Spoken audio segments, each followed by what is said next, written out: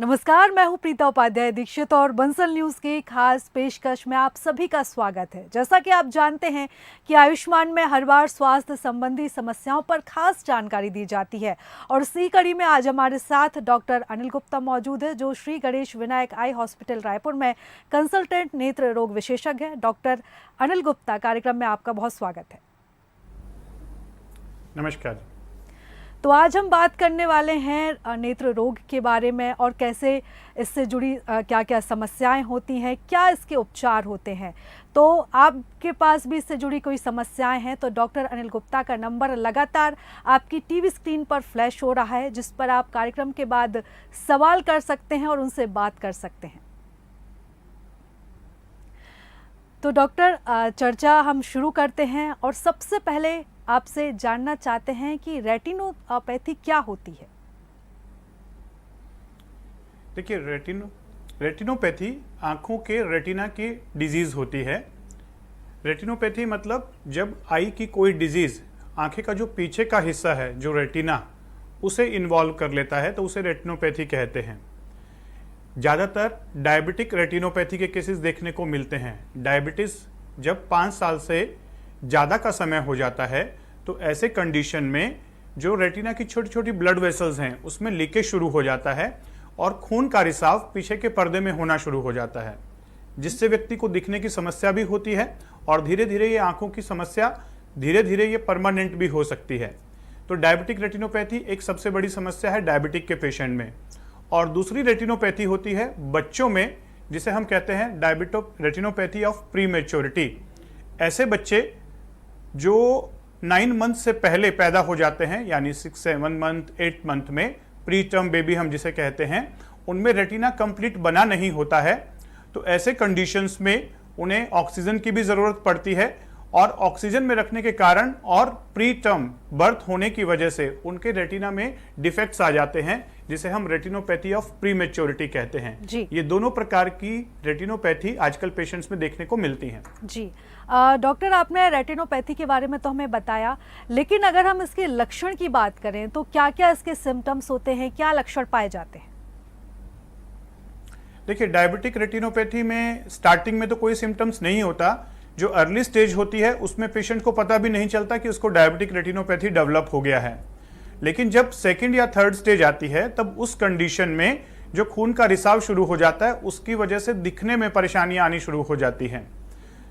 जी, diabetic retinopathy के लक्षण कम होते हैं, लेकिन उन्हें अगर हम रेगुलर आई चेकअप करवाएं यानी डायलेटेड रेटिना एग्जामिनेशन करें तो अर्ली स्टेज में ही जांच करके पकड़ा जा सकता है और आगे होने से बचाया जा सकता है। जी, अगर डॉक्टर हम इसके कारण की बात करें, जैसे आपने लक्षण के बारे में बताया कि इनिशियली इसके कुछ खास लक्षण जो है वो नहीं देखे जाते, लेकिन कई तरह के कारण होते होंगे। अगर हम कारणों पर जाएं तो इस बीमारी के क्या कारण हो सकते हैं? बेसिकली जो कारण है डायबिटीज ही होता है। अगर आपका ब्लड शुगर कंट्रोल नहीं है तो ये जो अनकंट्रोल्ड ब्लड शुगर है, ये सेम ब्लड आई के रेटिना में भी फ्लो कर रहा है और धीरे धीरे जो रेटिना की कैपिलरीज हैं उनको डैमेज कर देता है। स्टार्टिंग में वहां से लीकेज शुरू हो जाती है तो ब्लड के छोटे छोटे धब्बे आते हैं, जिसे हम ग्रेड 1 डायबिटिक रेटिनोपैथी कहते हैं या प्री प्रोलिफरेटिव डायबिटिक रेटिनोपैथी कहते हैं। लेकिन धीरे धीरे अगर ये जांच नहीं करवाई जाए और इसे आगे ट्रीटमेंट नहीं दिया जाए तो ये लेट स्टेज में पहुंचने की वजह से इसमें पूरा विट्रस हेमरेज यानी पीछे के पर्दे में पूरा खून का भर जाना और साथ ही साथ रेटिनल डिटैचमेंट यानी पर्दे का ही अपनी लेयर से हट जाना, ऐसे कॉम्प्लिकेशन भी देखने को मिलते हैं। जी डॉक्टर, आपसे ये भी समझना चाहेंगे कि जो मरीज जो हैं डायबिटिक रेटिनोपैथी से पीड़ित हैं, उनको किस तरह की समस्याओं का सामना करना पड़ता है और उन्हें आंखों में किस तरह की दिक्कतें होती हैं? देखिए, बेसिकली डायबिटिक के जो पेशेंट्स होते हैं उन्हें सबसे पहले तो आंखों में कई बार बार चश्मे का नंबर चेंज होना, वो एक प्रॉब्लम आती है कि उनका जो चश्मे का नंबर है हर 6 महीने में, 8 महीने में, साल भर में चेंज होना शुरू हो जाता है अगर उनका डायबिटीज कंट्रोल नहीं है, क्योंकि अनकंट्रोल्ड डायबिटीज कॉर्निया के अंदर एडिमा पैदा करता है। दूसरी समस्या जो उनको होती है वो है कि उनको जो कैटरेक्ट है, जो मोतियाबिंद के लक्षण हैं, वो अर्ली स्टेज में आ जाते हैं। एक अगर हम नॉर्मल पेशेंट की बात करें जिसको डायबिटीज नहीं है और एक ऐसा पेशेंट जिनको डायबिटीज है और अनकंट्रोल्ड है, तो सेकंड टाइप ऑफ पेशेंट में कैटरेक्ट जल्दी होने की संभावना होती है। और तीसरा जो सबसे बड़ा लक्षण है वो है डायबिटिक रेटिनोपैथी, जिसमें रेटिना को भी डायबिटीज डैमेज कर देता है और जिसकी वजह से दिखना बिल्कुल बंद हो सकता है। इन तीनों ही चीजों में सबसे पहले तो डायबिटिक पेशेंट को यही ध्यान रखना है कि मुझे रेगुलर वे में साल में एक बार जरूर आईज चेकअप करवाना है, और नॉर्मल आई चेकअप नहीं, चश्मे के नंबर के साथ साथ उन्हें डायलेटेड रेटिना एग्जामिनेशन करवाना है, जिससे यह पता लगाया जा सके कि रेटिना में कोई डायबिटीज की वजह से डैमेज तो नहीं हो रहा है और ये ग्रेड 1 या ग्रेड 2 डायबिटिक रेटिनोपैथी डेवलप तो नहीं हो रहा है। दूसरा है कि उन्हें अपना ब्लड शुगर रेगुलर वे में कंट्रोल करना है, जिसके लिए डाइट कंट्रोल, एक्सरसाइज और स्ट्रेस मैनेजमेंट, ये 3 मेजर पॉइंट्स होते हैं। अगर आप अपने मेडिसिन अच्छे से लेते रहेंगे, लाइफस्टाइल अच्छा रखेंगे, डाइट कंट्रोल रखेंगे, तब उस कंडीशंस में आपका शुगर इंक्रीज नहीं करेगा। और अगर आपका ब्लड शुगर कंट्रोल है तो फिर आपको डायबिटिक रेटिनोपैथी से घबराने की जरूरत नहीं है। बिल्कुल। डॉक्टर अनिल, जैसा कि आपने बताया कि रेगुलर बेसिस पर चेकअप कराना ज़रूरी होता है, उसी के साथ डाइट और फिटनेस का भी ध्यान रखना ज़रूरी होता है, लेकिन अगर हम इस बीमारी के अगर चरणों की बात करें तो वो कौन से चार चरण इस बीमारी के होते हैं? देखिए, डायबिटिक रेटिनोपैथी में अर्ली स्टेजेस में तो कुछ भी पता नहीं चलता है, जिसको हम अर्ली स्टेजेस कहते हैं, अर्ली डायबिटिक रेटिनोपैथी। फिर जो है ग्रेड 1 डायबिटिक रेटिनोपैथी, जहां पर बहुत ही हल्के हल्के लक्षण नजर आते हैं, जिसे भी पेशेंट को पता नहीं चलता, उसे हम डायलेटेड फंडस एग्जामिनेशन के द्वारा ही डिटेक्ट कर पाते हैं। और फिर थर्ड स्टेज है जहां पर खून का रिसाव शुरू हो जाता है, वहां पर विजन हैम्पर होना शुरू हो जाता है और पेशेंट को दिखने में प्रॉब्लम आनी शुरू हो जाती है। और ग्रेड 4 जहां पर कंप्लीट ब्लड अच्छे से पूरे रेटिना के अंदर फैल जाता है, विट्रस हेमरेज हो जाता है, जहां सडनली विजन लॉस हो जाता है, एकदम से दिखना बंद हो जाता है जी। तो फर्स्ट और सेकंड स्टेज में तो पेशेंट को कुछ पता नहीं चलता, बट थर्ड और फोर्थ स्टेज जो है वहां पर पेशेंट सडनली कई बार आते हैं कि सर मुझे कल सुबह तक ठीक था, सुबह उठा तो मुझे दिखना बंद हो गया। तो हमारा पहला क्वेश्चन यही होता है, कई बार टेलीफोन पे भी वो कंसल्टेशन लेते हैं तो हम ये कहते हैं कि क्या आप डायबिटिक तो नहीं है और अनकंट्रोल तो नहीं चल रहा था, तो उनका बताना होता है हाँ सर, पिछले कुछ दिनों से मेरा शुगर कंट्रोल नहीं चल रहा था और तनाव भी जीवन में बहुत ज्यादा चल रहा था। जी। डॉक्टर, आपसे ये भी समझना चाहेंगे कि अगर कोई मरीज़ है जो रेटिनोपैथी से पीड़ित है और इस समस्या से ग्रसित है, तो उसको शरीर में और किस तरह की समस्याएं हो सकती हैं और इनका इलाज क्या है, इनको किस तरह से हील किया जा सकता है? देखिए, डायबिटीज एक ऐसी डिजीज है जो केवल आंखों को नहीं पूरे शरीर को अफेक्ट करती है। डायबिटीज की वजह से जो सबसे मेजर ऑर्गन्स होते हैं जो अफेक्ट होते हैं, एक है किडनी और दूसरा है आइज। तीसरा, हार्ट अटैक होने के चांसेस ज्यादा हो जाते हैं और ब्रेन में स्ट्रोक होने के चांसेस ज्यादा होते हैं।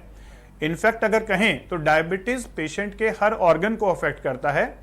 डायबिटीज की वजह से इम्यूनिटी डाउन हो जाती है, इन्फेक्शन होने के चांसेस बहुत ज्यादा बढ़ जाते हैं। डायबिटिक रेटिनोपैथी भी होता है, डायबिटिक नेफ्रोपैथी भी होता है और डायबिटीज वेस्कुलाइटिस और न्यूरोपैथी भी होता है। वेस्कुलाइटिस मतलब जो हाथ और पैरों के जो छोटे छोटे ब्लड वेसल्स हैं उनको भी डायबिटीज डैमेज करता है, जिसकी वजह से कई बार हाथों और पैरों में गैंग्रीन होने की संभावना होती है। और डायबिटिक न्यूरोपैथी मतलब हाथ पैरों में झुंझुनी महसूस होना या वहां पर पेन होना, ये भी डायबिटिक के ही लक्षण होते हैं। और अगर हम कहें तो ओवरऑल हमें यह समझना है कि डायबिटिक एक ऐसी डिजीज है जो पूरे शरीर को अफेक्ट करती है और prevention is better than cure. अगर हम हेल्दी लाइफस्टाइल रखते हैं, डाइट प्रॉपर वे में लेते हैं और अपने आप का पूरा ख्याल रखते हैं, यानी स्ट्रेस मैनेजमेंट करते हैं, मानसिक रूप से शारीरिक रूप से अपने आप को फिट रखते हैं, तो डायबिटीज से बहुत हद तक बचा जा सकता है। और अगर डायबिटीज हो भी गई है तो भी उसे आगे बढ़ने से या ऑर्गन्स को अफेक्ट करने से रोका जा सकता है। बिल्कुल डॉक्टर, आपने बिल्कुल सही बात कही कि अगर सही समय पर इलाज हो जाए इस बीमारी का तो ये बढ़ेगी नहीं और आगे फैलेगी भी नहीं। लेकिन अगर हम ये जानना चाहें कि जो रेटिनोपैथी है वो हो ही ना, तो उसके लिए क्या और कदम उठाए जा सकते हैं? डायबिटिक रेटिनोपैथी हो ही ना, तो ये सबसे अच्छी बात यही है कि हमें ध्यान देना है कि अगर एक बार मुझे डायबिटिक डायग्नोज हो गया है, कि मुझे पता चल गया है कि मैं डायबिटिक का पेशेंट बन गया हूं, तो अब मुझे हर 3 महीने में ग्लाइकोसाइलेटेड हेमोग्लोबिन HbA1c चेक करवाना है। यानी ये जो ब्लड टेस्ट होता है जहां से आपको ये पता चलता है कि मेरा blood sugar on an average पिछले 3 महीनों में कितना रहा। इसकी वैल्यूज आपको 6 to 7 के बीच में एडजस्ट करके चलनी है। अगर आपका ये ब्लड शुगर लेवल जो 3 महीने में आपको एक बार चेक करवाना है, ग्लाइकोसाइलेटेड हीमोग्लोबिन, अगर ये 7 या 8 से ऊपर जाता है, इट मीन्स आपका ब्लड जो शुगर लेवल कंट्रोल है वो अच्छा नहीं है। दूसरी चीज, अगर आपको डायबिटीज के साथ साथ हाइपरटेंशन, हाइपर कोलेस्ट्रोलीमिया, ट्राइग्लिसराइड का ज्यादा होना, ऐसी भी समस्याएं हैं, तब आपको और ज्यादा ध्यान देने की जरूरत है, क्योंकि अब कोमोर्बिडिटी यानी कि पेशेंट को और ज्यादा तकलीफ होने की संभावना हो सकती है। जी। तीसरा है कि नींद एक ऐसा फैक्टर है जो बहुत इंपॉर्टेंट होता है ब्लड शुगर के लिए भी और स्ट्रेस लेवल के लिए भी। अगर आप 6 से 7 घंटे की गहरी नींद लेते हैं, तब आपके बॉडी के अंदर अपने आप एक वेलनेस की मोड एक्टिवेट होती है, और बॉडी का अपना एक मैकेनिज्म है रात को अपने आप को वेलनेस की मोड में डालने का, हील करने का। लेकिन अगर आपकी नींद पूरी नहीं हो रही है, हरी वरी और करी ये लाइफ में चल रहा है, डाइट भी प्रॉपर नहीं है, मन में भी परेशानियां चल रही हैं, और आप अपने मेडिसिन भी ठीक से नहीं ले रहे हैं, तब ये डायबिटिक रेटिनोपैथी जैसी समस्याएं आपको आने की ज्यादा संभावना हो जाती है। जी। और डॉक्टर, अगर इसके एडवांस इलाज की हम बात करें तो श्री गणेश विनायक आई हॉस्पिटल में क्या क्या सुविधाएं और क्या उपकरण उपलब्ध है मरीजों के लिए? देखिए, डायबिटिक रेटिनोपैथी में जो इनिशियल एग्जामिनेशन होता है वो फंडस टेस्ट होता है, लेकिन हमें एक टेस्ट होता है एंजियोग्राफी। जैसे आपने सुना होगा कार्डियक एंजियोग्राफी, हार्ट का एंजियोग्राफी, जहां पर हम डाई डालकर देखते हैं कि धमनियां बंद तो नहीं हो गई हैं। इसी प्रकार से ओकुलर एंजियोग्राफी होता है, आई एंजियोग्राफी, जहां पर हम डाई डालकर देखते हैं कि रेटिना में जो ब्लड वेसल है उनमें से ब्लड लीक तो नहीं कर रहा है।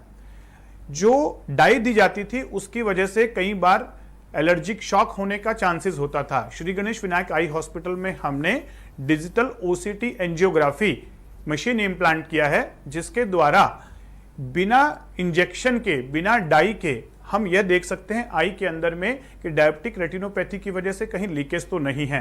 तो ये एक बहुत इंपॉर्टेंट स्टेप है श्री गणेश विनायक आई हॉस्पिटल का डायबिटिक रेटिनोपैथी के मैनेजमेंट में। दूसरी चीज है लेजर्स। अर्ली स्टेज में ही डायबिटिक रेटिनोपैथी के जब लक्षण मिलते हैं तो हम लेजर के द्वारा वहां पर ब्लॉकेज करते हैं। तो जहां पे खून का रिसाव है वहां पर लेजर करके डायबिटिक रेटिनोपैथी को आगे बढ़ने से बचाया जा सकता है। और थर्ड पार्ट होता है जब खून का रिसाव हो जाता है, विट्रस हेमरेज हो जाता है या प्रोलिफरेटिव रेटिनोपैथी हो जाती है, तब श्री गणेश विनायक आई हॉस्पिटल में हमने एडवांस्ड विट्रेक्टमी मशीन्स हैं, जहां पर रेटिना के अंदर से उस ब्लड की सफाई की जाती है और साथ ही साथ इंट्रा ऑपरेटिव लेजर किए जाते हैं कि जहां से लीकेज होने की फ्यूचर में संभावना ही ना बचे। तो डायबिटिक रेटिनोपैथी के लिए डायग्नोस्टिक और थेरेप्यूटिक जो वर्ल्ड क्लास मशीनें हैं वो सारी श्री गणेश विनायक आई हॉस्पिटल में उपलब्ध हैं। बिल्कुल डॉक्टर, तमाम तरह की सुविधाएं यहाँ मरीजों को दी जाती है जिससे उनका समय भी बचे और उनको सही इलाज मिल सके। फिलहाल आपका बहुत शुक्रिया, आप हमारे साथ जुड़े और इस बीमारी के बारे में हमसे विस्तार से चर्चा की। Thank you very much. और फिलहाल आयुष्मान के सेगमेंट में इतना ही, दीजिए इजाजत, नमस्कार।